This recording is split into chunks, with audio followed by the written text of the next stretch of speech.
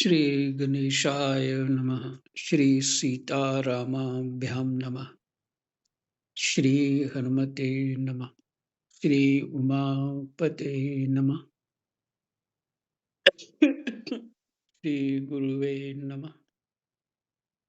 सब संतन की जय जय। जय जय सीताराम। राधे श्याम।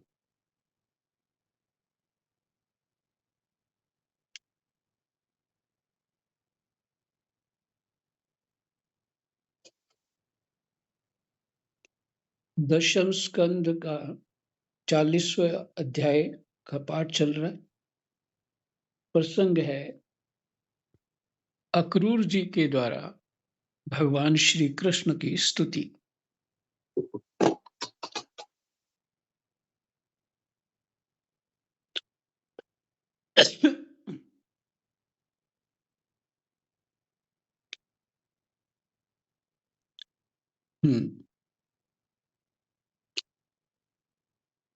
अक्रूर जी जो स्तुति कर रहे हैं वो उनके ज्ञान, जो भीतर ज्ञान है, उस ज्ञान की क्या परिपक्वता है, क्या स्थिति है, कितना आनंद है, ये सब स्तुति से पता चलता है। और ज्ञान की इतनी उच्च स्थिति होने के बाद अक्रूर जी को भक्ति प्राप्त है।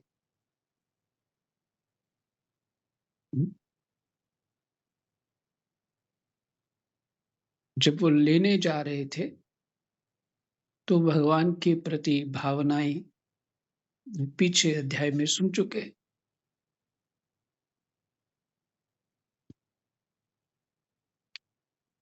और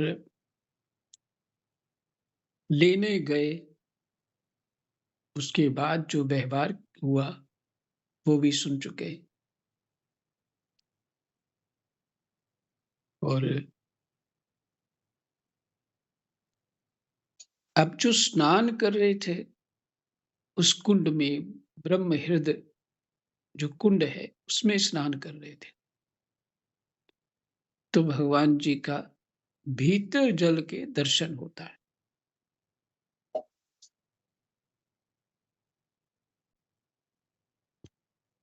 तो स्तुति होने लगी,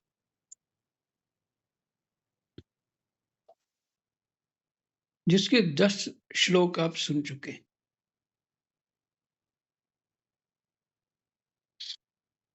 और स्तुति इतनी अद्भुत है कि जितनी बार पढ़े उतना ही कम है।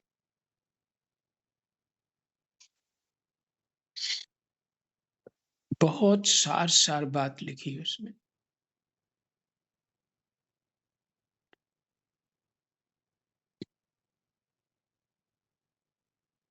तो 11वां श्लोक पढ़ते हैं। कृष्णाय वासुदेवाय हरये परमात्मनि प्रणतः क्लेशनाशाय गोविंदाय नमो नमः। प्रभु, आपकी प्रकृति के 3 गुण हैं, सत्व रज और तम।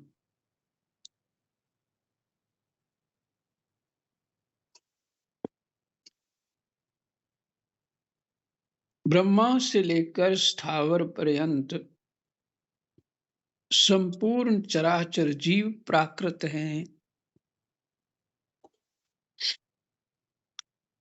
और जैसे वस्त्र सूत्रों से ओतप्रोत रहते हैं, वैसे ही ये सब प्रकृति के उन गुणों से ही ओतप्रोत हैं।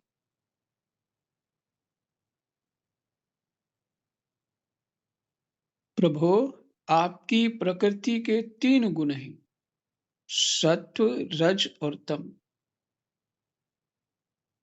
गीता जी में 17वें अध्याय में खूब अच्छी तरह विस्तार किया।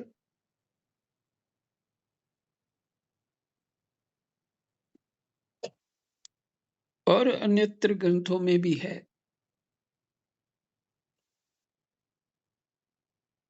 ये प्रकृति के 3 गुण सत्व, रज और तम ब्रह्मा से लेकर स्थावर पर्यंत संपूर्ण चराचर जीव प्राकृत हैं। ठीक है, ये तो क्लियर हो गया होगा सबको कि ब्रह्मा से लेकर स्थावर पर्यंत माने जड़ पर्यंत संपूर्ण चराचर जीव प्राकृत हैं।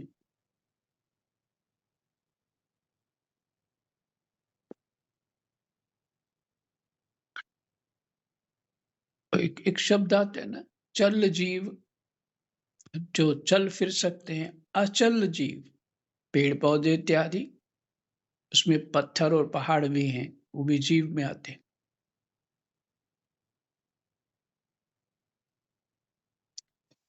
जो नदियां जीव में आती हैं, समुद्र जीव में आते हैं। इसलिए ये मत समझिए कि ये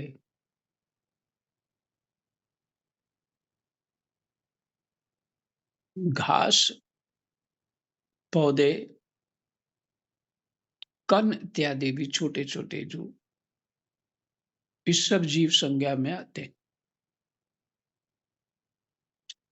इसका विज्ञान क्या कह रहा है, साइंस जो आज की आधुनिक, वो क्या कह रही,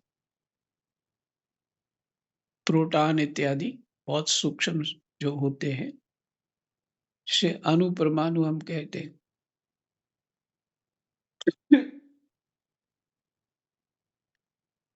ये सब है, ये सब प्रकृति है। इसका भाव सब बात बताने का, ये सब प्रकृति है। और जैसे वस्त्र सूत्रों से, जैसे वस्त्र सूत्रों से ओतप्रोत रहते हैं, वैसे ही ये सब प्रकृति के उन गुणों से ही ओतप्रोत हैं। वैसे ही ये सब प्रकृति के उन गुणों से ही ओतप्रोत हैं। कौन कह रहा है? अक्रूर जी महाराज।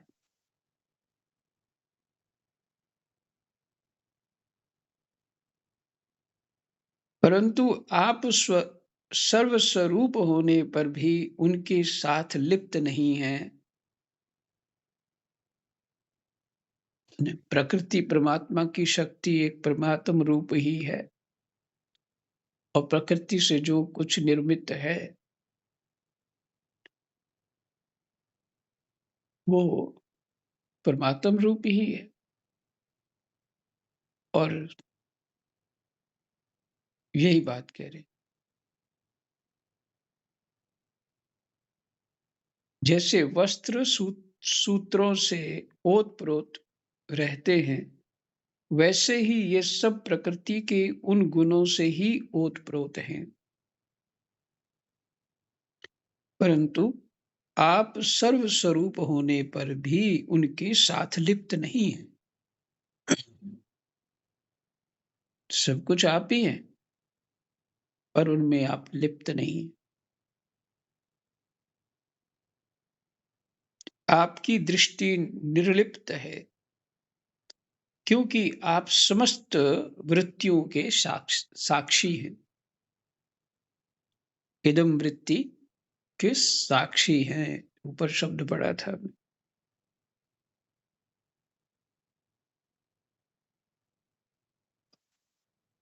आपकी दृष्टि निर्लिप्त है,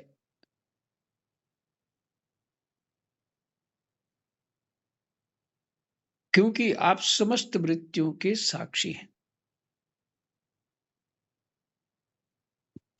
आप वृत्तियों में घुस नहीं जाते हमारी तरह। आप वृत्तियों के साक्षी रहते हैं।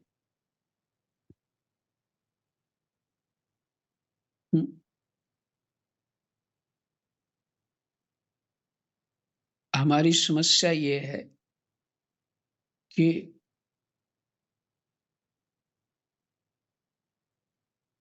अब सबको बात वैसे समझ आना कठिन होता है, पर यहाँ तक तो पहुँचना अनिवार्य ही है।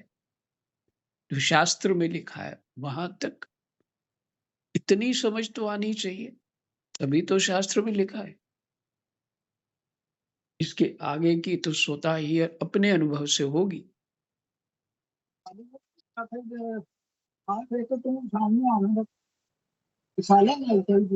म्यूट कर दो।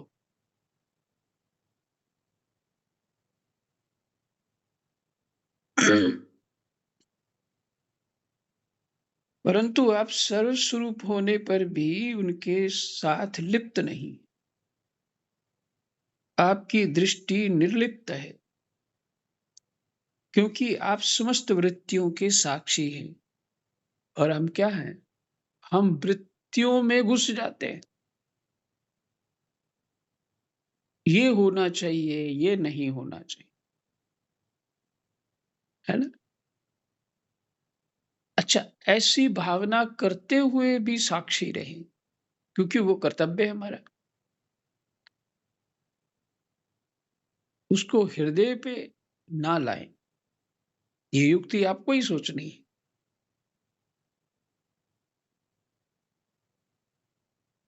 क्योंकि आप समस्त वृत्तियों के साक्षी हैं। मैं गुरुजी के पास ध्यानपुर में था, तो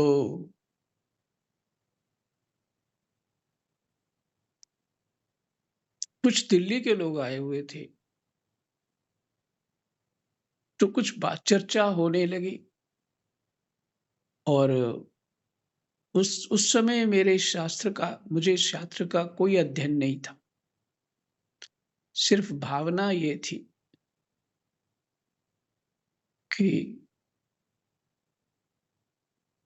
जो जीव दुखी है, उनकी सेवा करना ही परमात्मा की प्राप्ति हो जाएगी। ये भाव था सिर्फ, उनकी सेवा करने से। बस इसीलिए तो बाबा जी हो गए थे, ज्ञान था नहीं वैसा।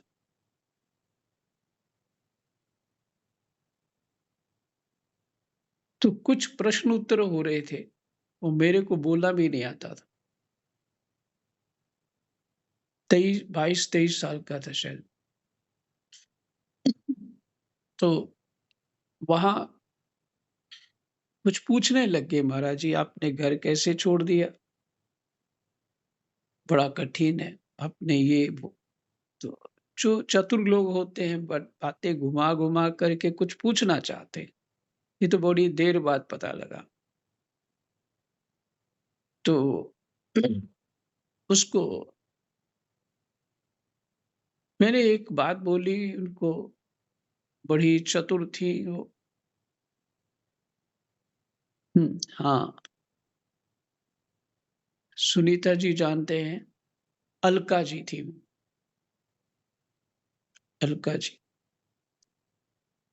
तो उनके चर्चा क्या हुई? वो पूछ रहे थे, घर क्यों छोड़ा? तो मैंने कहा ये कि मेरी सभी मनोकामनाएँ पूर्ण भी हो जाएँगी, तो फिर क्या हो जाएगा? तो इससे अच्छा है जो लोग जिनका दुःख सहा नहीं जाता, उनकी सेवा की जाए। माने उनका सपोर्ट किया जाए। तो ठीक है, बहुत बढ़िया है, इत्यादि, इत्यादि जो बातें करते, इस तरह की ही बातें बोलते हैं आगे से। अच्छा, ज्ञान उनको भी नहीं, अभी तक नहीं। तो उन्होंने कहा ठीक है।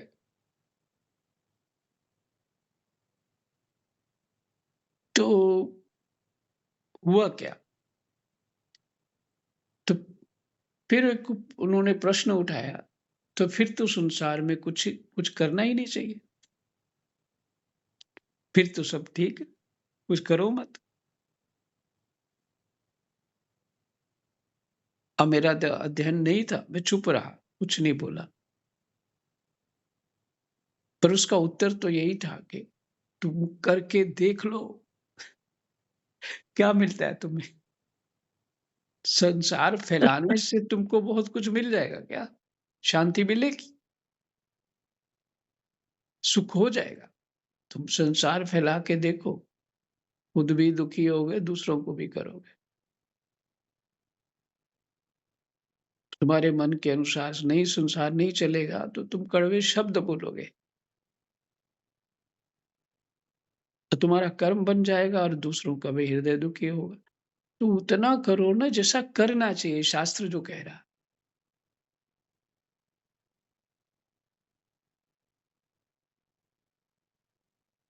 हुँ। तो कहने का तात्पर्य है,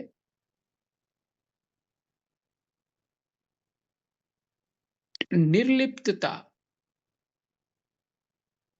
का ज्ञान, इन शब्दों का, शास्त्र का ज्ञान नहीं था।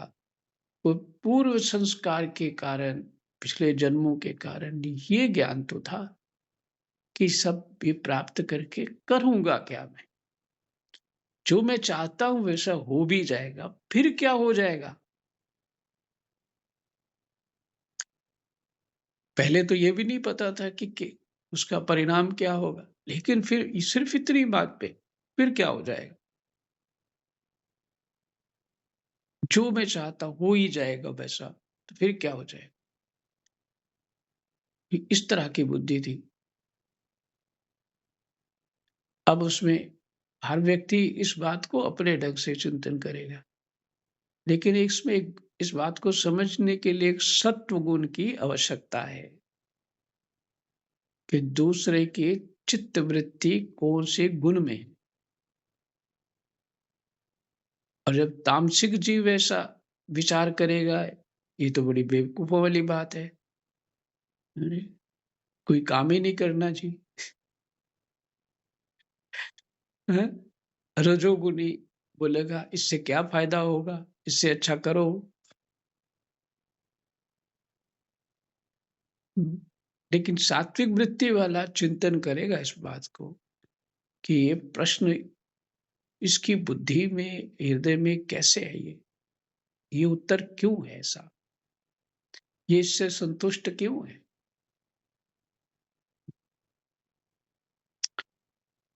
तो देखिए, कर्म यहाँ कहीं निर्लिप्तता, निर्लिप्तता, कर्म में निर्लिप्तता होनी चाहिए।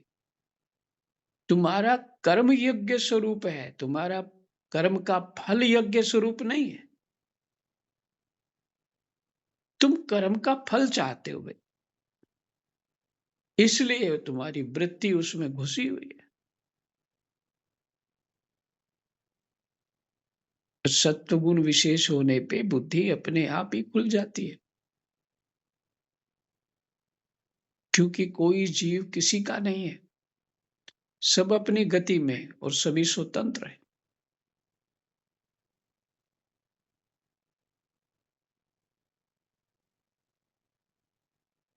हुँ। सभी अपने कर्म भोग रहे हैं और अपने-अपने ही भोगने हैं।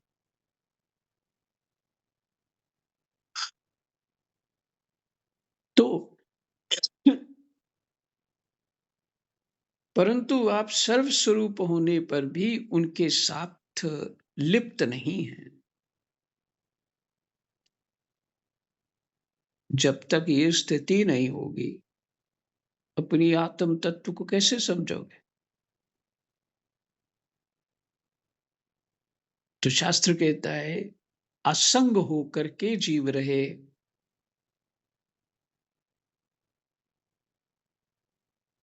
अब इस बात को विचार करना चाहिए, असंगता क्या है ना? संसार में नाक बचाने की यदि बड़ी पीड़ा हो रही है, तो फिर तो संसार की संगता है।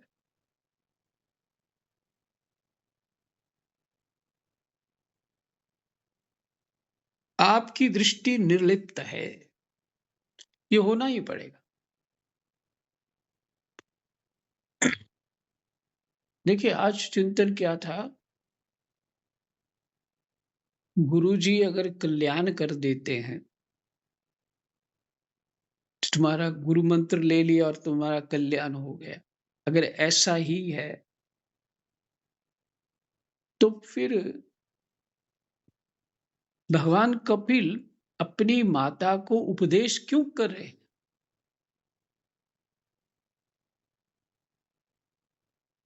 उनके पति कर्दम महर्षि, उनका ही पुण्य, उनका संग ही, सेवा ही महान है उनके लिए, और पुत्र ही भगवान है। फिर भी वो कहती हैं कि मुझे उपदेश करो, मेरा कल्याण हो। और भगवान कपिल उनको उपदेश देते हैं, पीछे आप सुन चुके हैं। हुँ? तो यदि गुरु ही कल्याण कर देंगे, हम सोए रहेंगे और गुरु जी कल्याण कर देंगे। नहीं, नहीं, तुम्हें निर्लिप्त होना ही है, कोई उपाय नहीं है। तो देवहूति माता ऐसे पुत्र से भी निर्लिप्त हो गई जो परमात्मा ही है, ऐसे पति से भी निर्लिप्त हुई जो ब्रह्मा के समान है।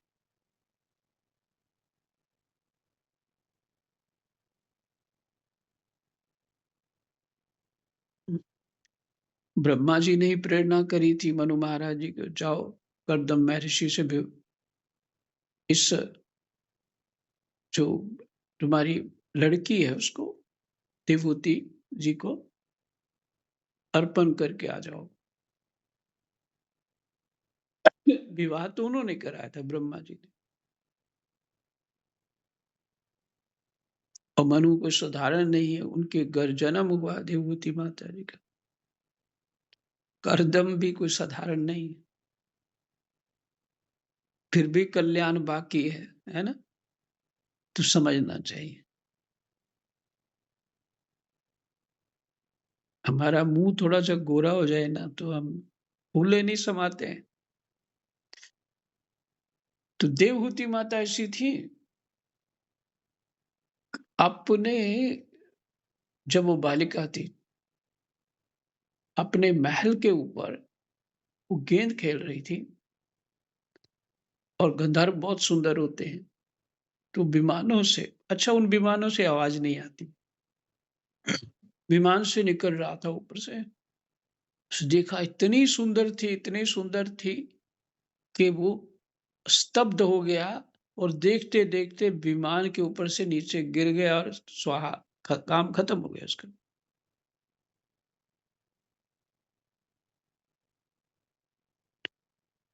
और देखिए उनकी निर्लिप्तता, माता देवहूति की। ये रहस्य जो है, ये समझना है कि हमें निर्लिप्तता क्यों चाहिए। यही वैराग्य का दूसरा स्वरूप है, निर्लिप्तता।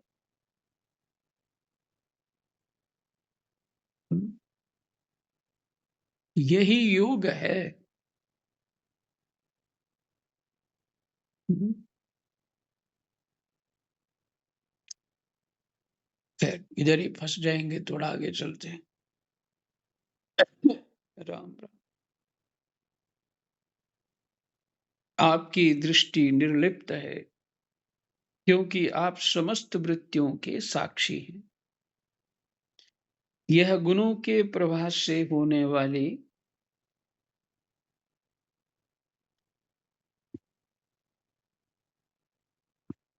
सृष्टि अज्ञान मूलक है।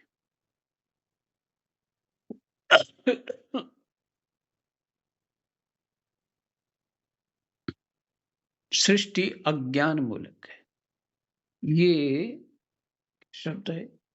गुणों के प्रभाव से होने वाली सृष्टि अज्ञान मूलक है। उन प्रकृति के जो 3 सत्व रजतम गुण हैं, ये अज्ञान मूलक है।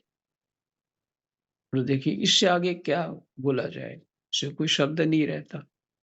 अज्ञान मूलक है और उसी अज्ञान में हम पच रहे हैं,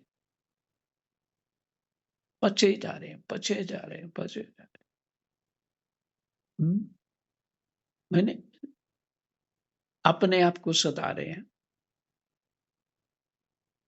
और अपनी स्वतंत्रता और आनंद का अनुभव नहीं करना चाहते।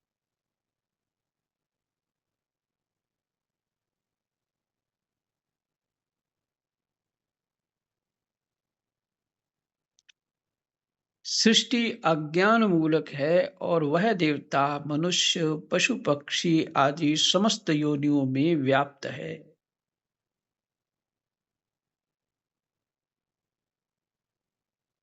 और वह देवता मनुष्य पशु पक्षी आदि समस्त योनियों में व्याप्त है। मुझे ये पढ़ना पड़ता आगे, थोड़ा ये भार लगता है, पर मेरा अभ्यास है बस इतना। 2-4 श्लोक पढ़े और फिर अपने आप चिंतन चलता रहे, उसका आनंद होता है। पर सुनने वाले को ये आनंद होता है कि सुनता रहूं। ठीक है, परंतु आप उससे सर्वथा अलग हैं, इसलिए मैं आपको नमस्कार करता हूं।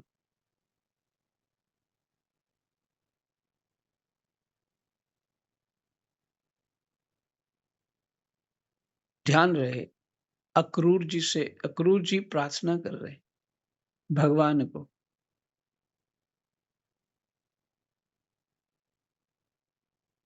इसलिए मैं आपको नमस्कार करता हूं कि आप सर्वथा अलग हैं। अग्नि आपका मुख है, पृथ्वी चरण है, सूर्य और चंद्रमा नेत्र हैं, आकाश नाभि है, दिशाएं कान हैं, स्वर्ग सिर है, देवेंद्रगण भुजाएं हैं, समुद्र कोख है और यह वायु ही आपकी प्राण शक्ति के रूप में उपासना के लिए कल्पित हुई है। हम्म? यह वायु ही आपकी प्राण शक्ति के रूप में उपासना के लिए कल्पित हुई है। वृक्ष और औषधियां रोम हैं।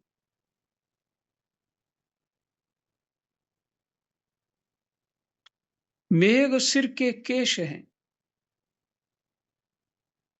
पर्वत आपके अस्थि समूह और नख हैं।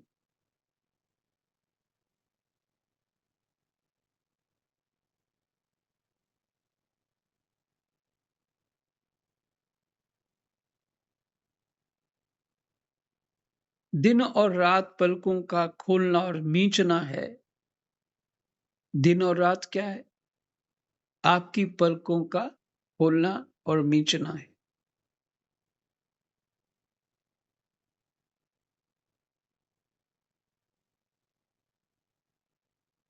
प्रजापति जनेनेन्द्रिय हैं और वृष्टि ही आपका वीर्य है।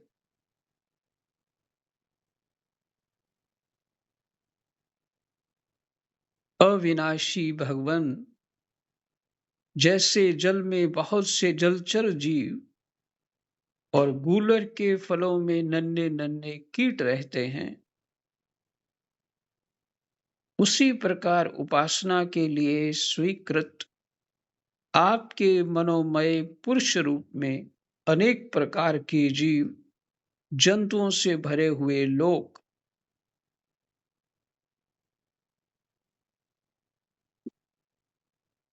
जैसे जल में बहुत से जलचर जीव और गूलर के फलों में नन्हे नन्हे कीट रहते हैं। ये फल होता है, उसके अंदर बहुत छोटे छोटे कीड़े ही भरे रहते हैं।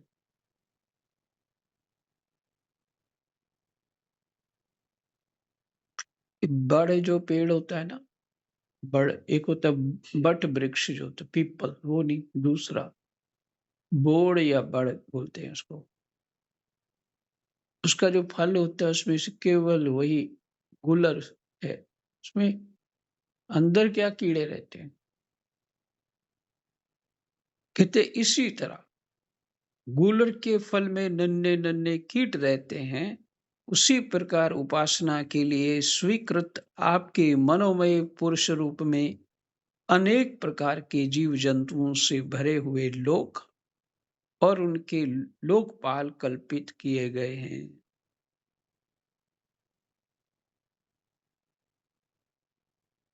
प्रभु, आप क्रीड़ा करने के लिए पृथ्वी पर जो रूप धारण करते हैं, वे सब अवतार लोगों के शोक मोह को धो बहा दे दे धो बहा देते हैं। लोगों के शोक मोह को धो बहा देते, मैंने धो देते। और फिर सब लोग बड़े आनंद से आपके निर्मल यश का गान करते हैं।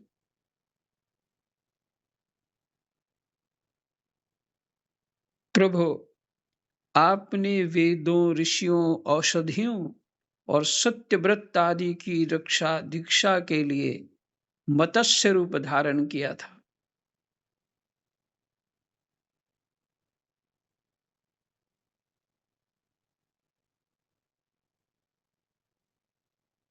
प्रभु, आपने वेदों, ऋषियों, औषधियों और सत्यव्रत आदि की रक्षा दीक्षा के लिए मत्स्य रूप धारण किया था।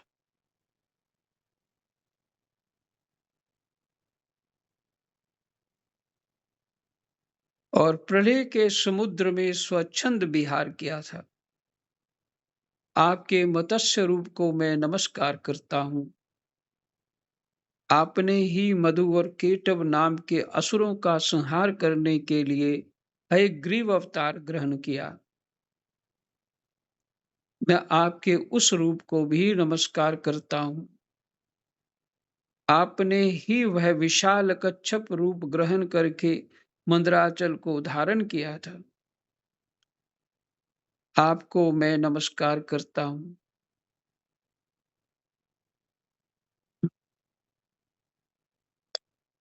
आपने ही पृथ्वी के उद्धार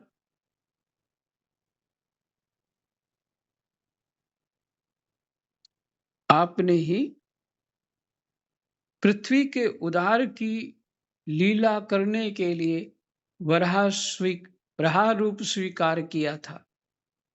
आपको मेरे बार बार नमस्कार है।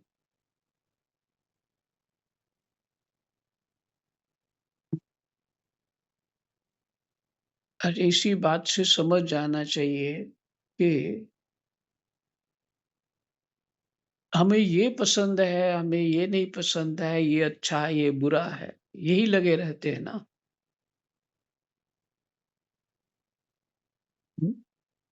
अब अक्रूर जी क्या कह रहे हैं? आपके सभी स्वरूपों को मैं प्रणाम करता हूँ, है ना। मैं नमस्कार करता हूँ बार बार। अर्थात यही है कि ऐसा विचार असंगता होनी चाहिए कि जो जैसा है, संग है या दूर है, जो स्थिति है, सब ठीक है। अगर भगवान बराह स्वरूप सुअर का रूप भी से प्रसन्न है, वो भी धारण करते हैं हमारे लिए, तो फिर क्या है? क्या विचार करना है कौन अच्छा है कौन बुरा है? क्योंकि आखिर लक्ष्य तो हमारा ज्ञान है ना। हमने आत्म तत्व को ही देखना है। अच्छे बुरे लोगों के प्रति राग और द्वेष, कोई भले कहे कोई कछु दे, अगर सब कुछ है तो सम्मान तो जरूर दे देना, है ना? कल यही अपनी प्रशंसा सुनना चाहते हैं। यही हमारी समस्या है। महाराज जी म्यूट हो गए।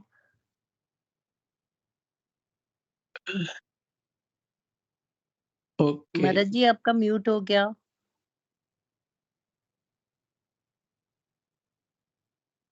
हाँ जी, एक मैसेज आया, म्यूट हो राम गया। राम।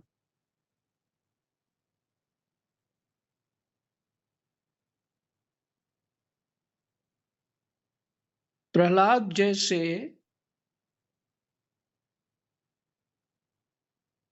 साधु जनों का भय मिटाने वाले प्रभु, आपके उस अलौकिक नृसिंह रूप को मैं नमस्कार करता हूँ।